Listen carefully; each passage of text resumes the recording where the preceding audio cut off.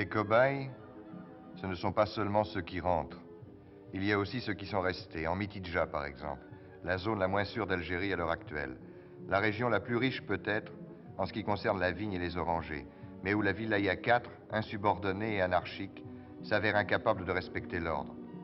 Les viticulteurs isolés dans leurs fermes y sont vulnérables. Un grand nombre d'entre eux a préféré partir et laisser le soin à l'ALN de procéder aux vendanges qui s'y déroulent actuellement. Ceux qui sont restés l'ont fait avec comme seul objectif immédiat celui d'assurer la récolte. Les exactions, les enlèvements, les vols se succèdent dans les alentours et personne ne fait de projet d'avenir. L'avenir, c'est d'abord de vivre prudemment. Quand la vendange sera terminée et que le vin sera fait, on prendra une décision. En attendant, chacun réagit suivant son tempérament. Vous avez l'air assez isolé ici, monsieur Roux. Oh bah, le fait est, oui. Le plus proche village est à combien? Oh ben, il faut compter 8 kilomètres. Au sud, vous avez la Foune, au nord, à Tadba. Mais autour, il y a des fermes. Oui, oui, des fermes, mais habitées pas indigènes, parce que l'Européen a presque complètement disparu, quoi. Les Européens sont partis. Ah oui, j'ai bien mon cousin qui est assez voisin, seulement il habite Mouzayaville, il vient ici une fois par hasard le matin, quoi, c'est tout. Alors pratiquement, vous êtes seul. Oh, pratiquement, oui. Et par exemple, si vous aviez besoin d'un médecin ou de médicaments? Ah, là, ça se complique un peu, parce que, au point de vue médecin, pratiquement, il n'y en a plus. Et les pharmacies à la Foune sont fermées. Il y en avait une à Tadba également, elle est également fermée. Je crois qu'il reste un docteur à Mouzayaville, docteur Choupin. Je souhaite jamais en avoir besoin. C'est le cas actuel. Et sur le plan de votre sécurité personnelle? Là, c'est à la grâce de Dieu, quoi. À la grâce de Dieu, vous n'avez jamais été menacé? Non, ça, non, j'aurais tort de me plaindre de quoi que ce soit. Que ce soit du temps que j'étais des soldats français, du temps de la LN, du temps des Felaga. Je n'ai jamais été menacé par qui que ce soit. J'aurais tort de me plaindre à ce sujet. Mais vous pensez que cette sécurité est définitivement assurée ou quoi? La sécurité est définitivement assurée. Oui. Ma foi, vous savez, je le souhaite. Mais je suis un peu sceptique. Un peu sceptique? Ouais. Justement, actuellement, on parle d'exactions, d'enlèvements. Oui, ça, vous savez, exaction, enlèvement, ça, j'en entends parler de bouche à oreille, j'entends par la radio, j'entends par les journaux. J'en prends et j'en laisse, ça fait, il faut... Vous ne connaissez pas d'exemple précis?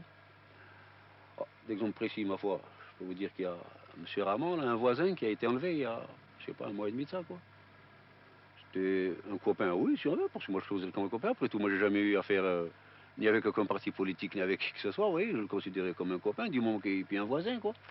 Je sais qu'il a été enlevé, mais maintenant les raisons pour lesquelles il a été enlevé, ça, je l'ignore. On parle aussi d'imposition forcée. Qu'est-ce qu'il faut en penser?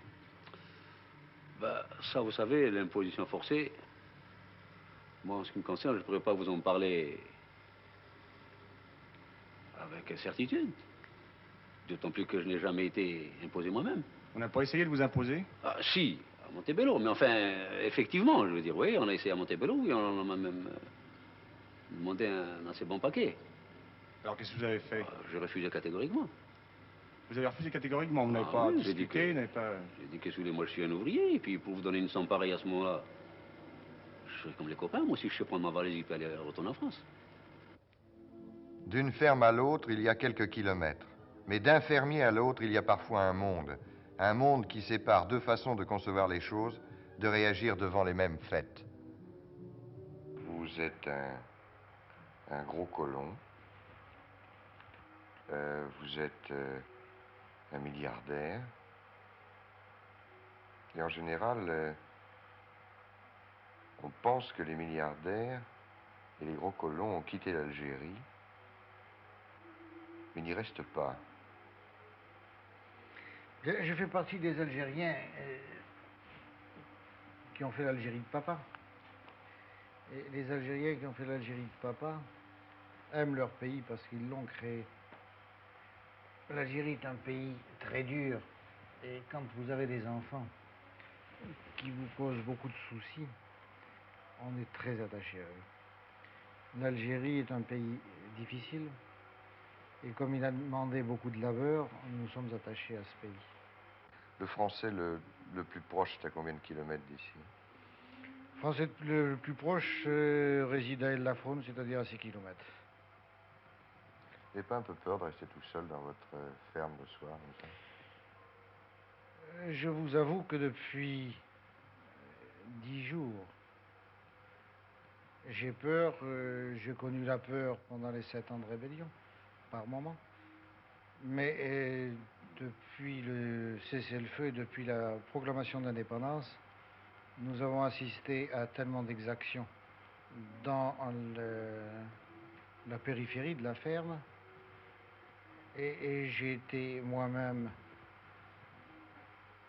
tout dernièrement, traqué par des gens qui voulaient me prendre ma voiture.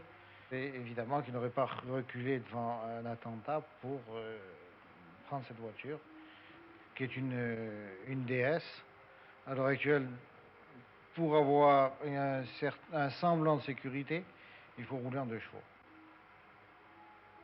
Qu'est-ce que vous prenez comme précaution? Je change de 2 chevaux à peu près tous les jours. Et j'ai 4 chiens qui m'accompagnent. Je modifie mes itinéraires. C'est à peu près toutes les précautions que nous pouvons prendre, puisque nous sommes privés de téléphone depuis un mois. Et qu'il faut sortir pour faire marcher les exploitations. Pourtant, vous restez. Je reste parce que je pense que cette période trouble finira par cesser. Et si je partais en France, devant la quiétude de la vie française, je ne sais pas si j'aurai le courage de revenir. Je vais vous poser une question qui va probablement vous choquer et vous paraître absurde.